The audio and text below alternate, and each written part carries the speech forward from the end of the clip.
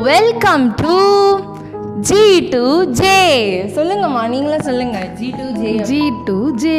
So G to J அப்படின்றதுடைய full form வந்து நான் ஆல்ரெடி இன்ட்ரோ வீடியோலேயே நான் வந்து கொடுத்துருப்பேன். எஸ், க்ளோரி டு ஜீசஸ் அப்படின்னு சொல்லிட்டு இந்த பேரை கேட்டதுமே நம்மளுக்கு வந்து நிறைய தோணும் இல்லையா, ஆண்டவர் வந்து மகிமைப்படுத்துகிற ஒரு விஷயமாக தான் இருக்கும்.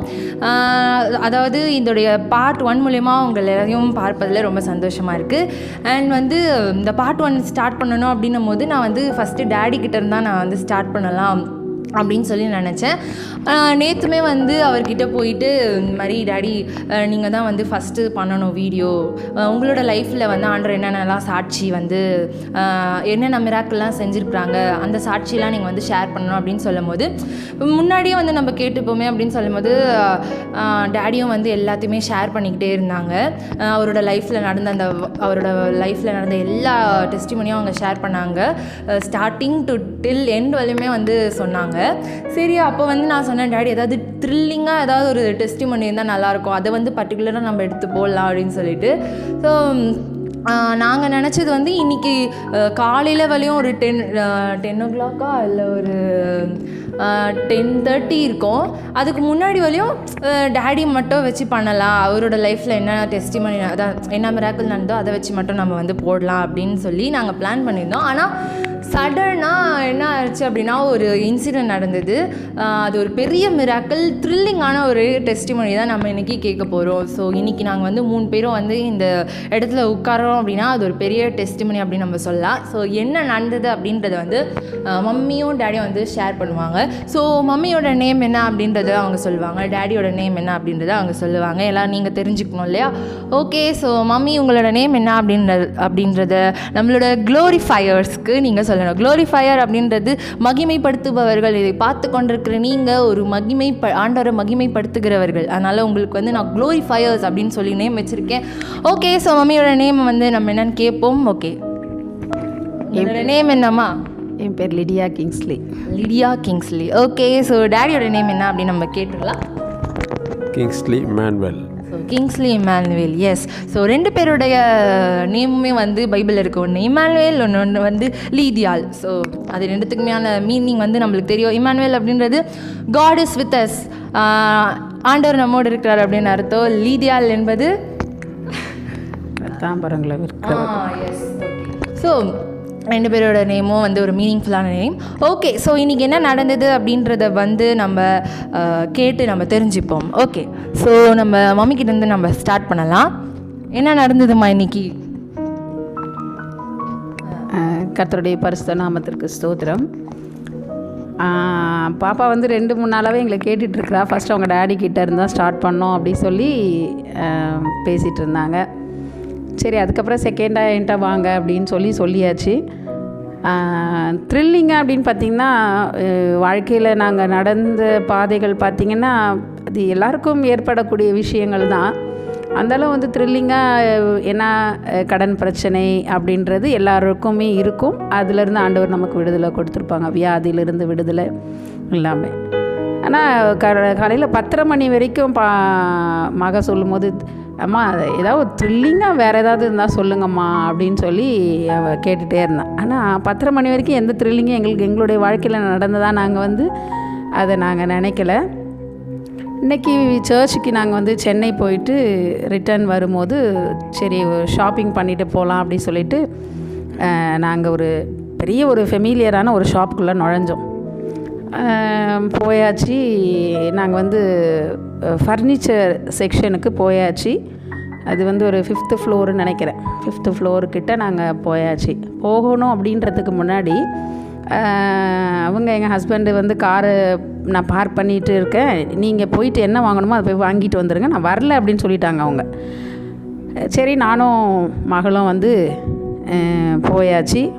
போயிட்டு 2 பேரும் போய் லிஃப்ட்டில் ஏறிட்டோம். நாங்கள் ஆல்ரெடி 2 பேருமே லிஃப்ட்டுக்கு, அவளாவது கொஞ்சம் பயப்பட மாட்டா, நான் கொஞ்சம் எனக்குள்ளே ஒரு லிஃப்ட்டெலாம் போகணுன்னா கொஞ்சம் பயம்தான். அவங்க எங்கள் ஹஸ்பண்ட் இருந்தால் தான் நான் வருவேன்.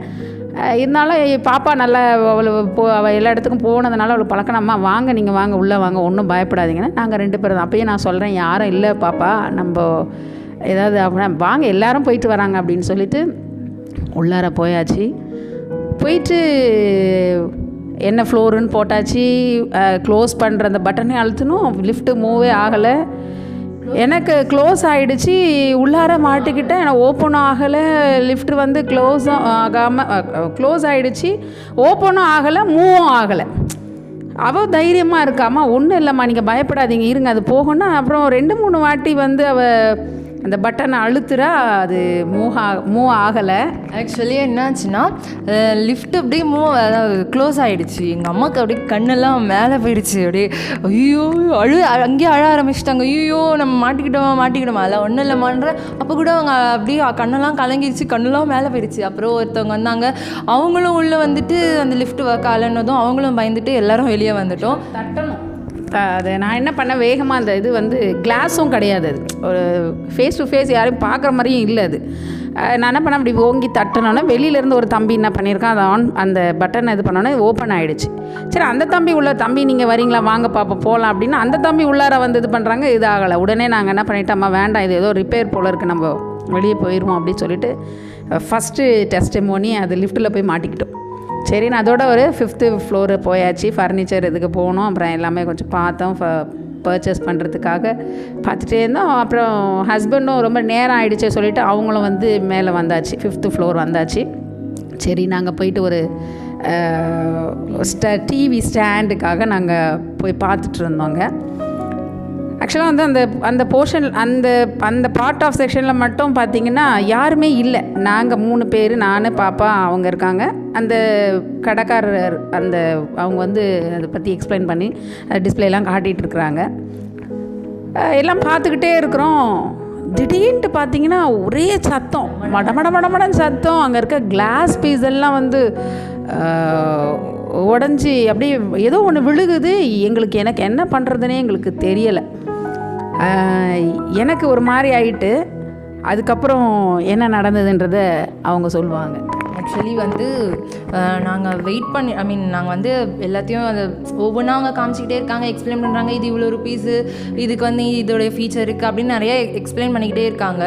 திடீர்னு ஒரு சவுண்டு வருது, அப்படியே டமன்னு ஒரு சவுண்டு. நாங்கள் கூட ஏதோ சும்மா ஏதோ பீரோவிலேருந்து ஏதாவது திறக்கிறாங்க போல் அந்த மாதிரி சவுண்ட் தான் இருந்தது. ஆனால் கண்டினியூஸாக அந்த சவுண்ட் வந்து வந்துக்கிட்டே இருந்தது. நாங்கள் ரொம்ப பயந்துட்டோம், கை காலெல்லாம் நடுங்கி போயிடுச்சு. ஸோ என்ன ஆச்சு அப்படின்றத டேடி வந்து சொல்லுவாங்க. ஆனால் இந்த சத்தம் என்னன்றது என்னால் உணர்ந்து கொள்ள முடிஞ்சிச்சு. ஏதோ பின்னால் வந்து பொருள்கள் ஏதோ வந்து சாஞ்சிட்டு வருது நம்ம மேலேன்றது எனக்கு புரிஞ்சுக்கிட்டேன். அந்த சத்தம் கேட்டதும் இல்லையா, இவங்க 2 பேர் எஸ்கேப்பு. நானும் அந்த தம்பி அந்த ஷோரூம் அந்த தம்பியும் மட்டும் நான் நிற்கிறோம். ஆனால் நம்ம மேலே ஏதோ பொருள் சாஞ்சிட்டு வர்றதுன்னு மட்டும் நாங்கள் உணர்ந்துட்டு என்ன பண்ணோம், நாங்கள் இவங்க ஓடிட்ட உடனே நாங்கள் என்ன பண்ணோம், புஷ் பண்ண மாதிரி நிற்கிறோம். ஆனால் அது கிட்டத்தட்ட ஒரு 100-180 அடிக்கு வந்து இருக்கிற பொருள் மொத்தமே சாஞ்சிருச்சு. இப்படி லேக்ஸ் கணக்கில் அவங்களுக்கு லாஸ் ஆகிருக்கும். அது எப்படின்னா எல் ஷேப்பில் நாங்கள் நிற்கிற இடத்துலேருந்து ஆரம்பிச்சிருக்குங்க, எதுக்கு ஆரம்பிச்சிருக்கு வந்துட்டு அப்படியே எல் ஷேப்பில் திரும்பி இப்படி வந்துருச்சுங்க. ஏன் நாங்கள் நின்ன இடத்தாண்ட வராமல் இந்த பக்கம் பின்னால் அப்படியே வந்துருச்சு, விழுந்துருச்சுங்க. ஒருவேளை எங்கள் மேலே விழுந்துருந்தா எங்களால் அதை பேலன்ஸ் பண்ணிக்க முடியாது. ஏன்னா வந்து அது ஃபுல்லாமே வந்து வுட்டு. ஸோ ஒரு ரொம்ப வெயிட், கிளாஸஸ்ஸு அதே மாதிரி அது ரொம்ப வெயிட்டாக இருக்கும் இல்லையா. அது கண்டிப்பாக எங்கள் மேலே விழுந்திருந்தா எங்களால் தாங்கியிருக்க முடியாது, கண்டிப்பாக அடிபட்டிருக்கோம். ஆனால் வந்து எங்களுக்கு எதிரே தான் அது வந்து இருந்தது. எங்களுக்கு பேக் சைடில் அது விழுந்த ஃபோர்ஸுக்கு அதாவது இப்படி தான் அது வந்து ஸ்ட்ரெயிட்டாக தான் அது எங்கள் மேலே தான் விழுந்திருக்கணும். ஆனால் அது அப்படி விழாமல் இப்படி இந்த சைடு போயிட்டு இப்படி வந்துருச்சு. ஸோ எங்களை தாண்டி அதாவது எல் ஷேப்பில் இப்படி வந்து விழுந்துருச்சு. ஸோ ஏன்னா அந்த மேலே இந்த ஃபர்னிச்சர் இதில் வந்து நாங்கள் 3 பேர் மட்டும்தான் இருக்கிறோம். எங்களுக்கு வேறு பக்குன்னு ஆகிடுச்சு, என்னடா அது நம்ம ஏதாவது கை வச்சு ஏதாவது ஆகிடுச்சு அப்படி கூட யோசித்தோம்.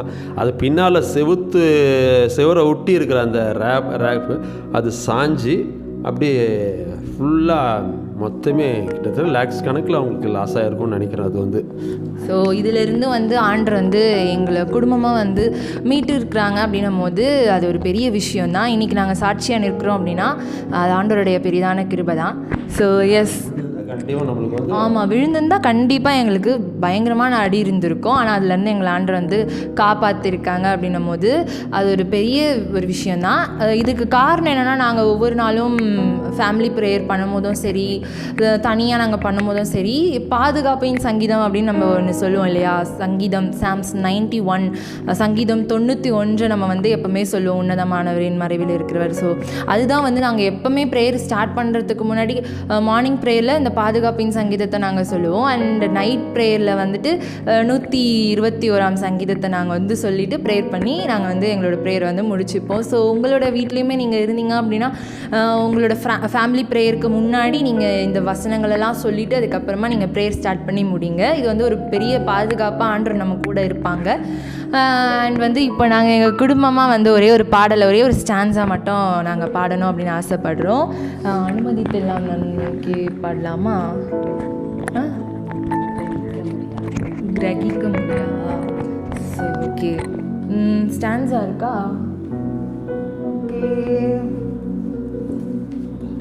ஓகே.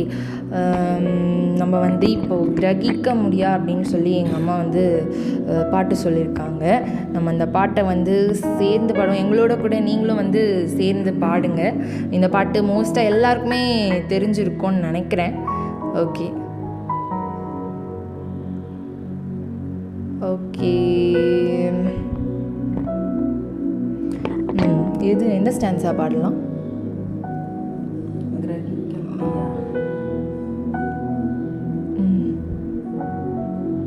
வெறும் கோலும் கையும் இல்லை, இது எண்ணியலாமையில். ஓகே. எண்ணியலாமையில் நீ செயல்படுவீர், உம் கரம் என்னை விலகாதிருக்கும். எண்ணியலாமையில் நீ செயல்படுவீர், உம் கரம் என்னை விலகாதிருக்கும். மலைகளை பெயர்ப்பீர் என்றார்,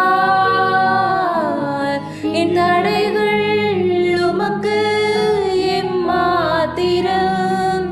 மரித்தோரை எழு செய்தீர் என்றார், என் நோய்கள் உமக்கு எம்மாத்திரம். கிரகிக்க முடியா காரியம் செய்வீர், சர்வ ஞானியே உம்மை ஆராதிப்பேன். கிரகிக்க முடியா காரியம் செய்வீர், சர்வ ஞானியே உம்மை ஆராதிப்பேன். Yes, praise Lord, God bless you. இந்த சாட்சி உங்களுக்கு பயனுள்ளதாக இருக்கும் அப்படின்னு சொல்லி நான் விசுவாசிக்கின்றேன். இந்த மாதிரி உங்களுக்கும் அநேக சாட்சிகள் இருந்தது அப்படின்னா கீழே கொடுக்குற வாட்ஸ்அப் நம்பருக்கு உங்களோட சாட்சிகளை 5 நிமிடத்தில் நீங்கள் வந்து எனக்கு ஒரு வீடியோவாக சென்ட் பண்ணுமாறு அன்புடன் கேட்டுக்கொள்கிறேன். God bless you. Praise Lord. Thank you.